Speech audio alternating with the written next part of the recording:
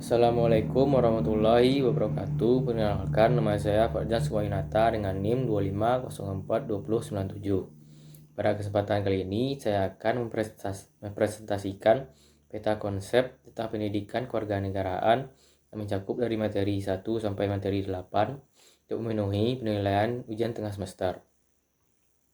Pada konsep ini disusun berdasarkan landasan berpikir bahwa pendidikan kewarganegaraan bertujuan untuk membentuk warga negara yang cerdas, kritis, serta bertanggung jawab dengan pedoman nilai Pancasila dan Undang-Undang Dasar. Pada bagian tengah terdapat pendidikan kewarganegaraan sebagai inti pembahasan yang berlandasan pada Pancasila dan Undang-Undang Dasar 1945. Dan terdapat beberapa cabang utama yang saling berkaitan. Cabang pertama adalah posisi dan urgensi pendidikan kewarganegaraan. Pendidikan kewarganegaraan memiliki posisi penting dalam membentuk sistem nasional karena berperan dalam membentuk karakter dan kepribadian warga negara. Urgensinya terlihat dari pentingnya menanamkan nilai-nilai Pancasila serta membangun kesadaran berbangsa dan bernegara sejak dini.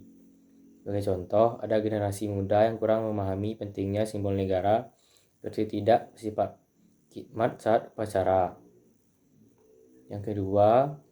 Cabang kedua adalah identitas nasional. Identitas nasional merupakan ciri khas bangsa Indonesia, seperti bangsa Indonesia, bahasa Indonesia, budaya, semboyan Bhinneka Tunggal Ika.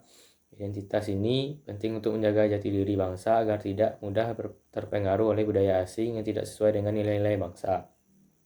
Contohnya, yaitu penggunaan budaya luar secara berlebihan tanpa menyaring nilai-nilai yang masuk. Cabang yang ketiga yaitu hukum dan konstitusi.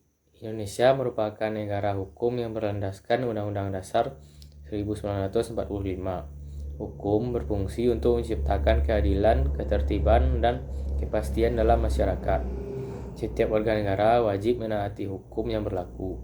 Contoh kasusnya yaitu korupsi yang masih terjadi menunjukkan belum optimalnya kesadaran hukum di masyarakat. Yang keempat adalah integrasi nasional. Integrasi nasional berarti persatuan dalam keberagaman suku, agama, ras, dan budaya. Hal ini sangat penting untuk menjaga keutuhan negara kesatuan Republik Indonesia.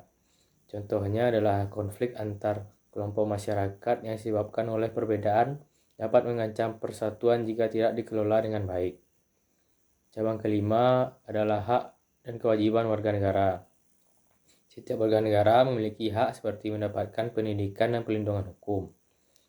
Di sisi lain, warga negara juga memiliki kewajiban seperti menaati hukum, berkontribusi dalam kehidupan bernegara, dan keseimbangan antara hak dan kewajiban itu sangat penting.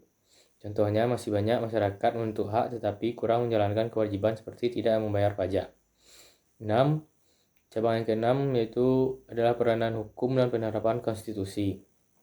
Hukum berperan mengatur kehidupan masyarakat agar tercipta ketertiban dan keadilan.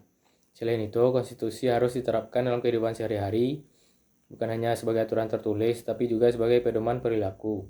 Contohnya itu penegakan hukum yang tidak tegas dapat menurunkan kepercayaan masyarakat terhadap hukum.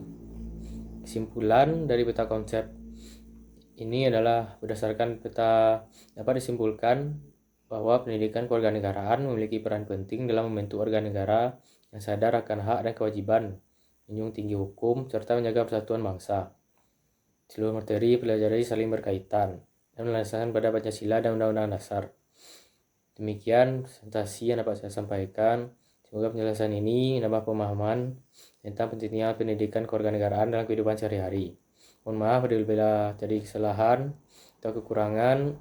Assalamualaikum warahmatullahi wabarakatuh.